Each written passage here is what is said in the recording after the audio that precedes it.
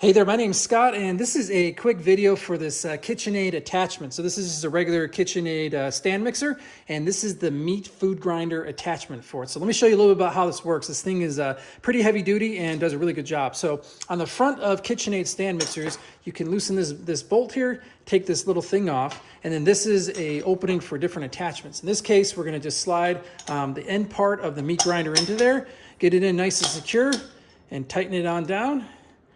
And then you're all set and you're good to go. So now this can be used, and the components in here are going to be turning once you turn on the mixer. So what happens from here is you take this little tray part of it, put it on top, and then this is where you would feed any type of meats and things inside of it. You drop cubed up or smaller pieces of meat, and then you turn on the mixer part itself. In here we'll start grinding it. And then out the front, you'll see this is spinning now.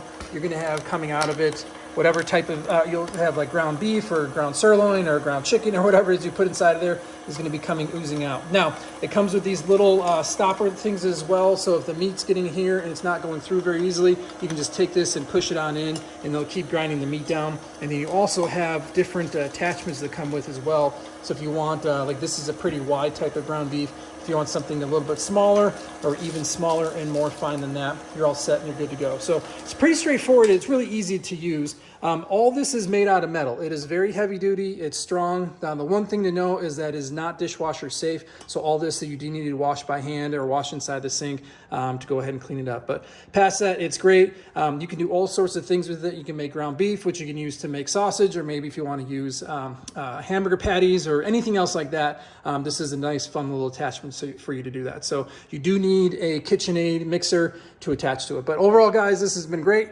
Thanks for taking a minute or two to watch this video.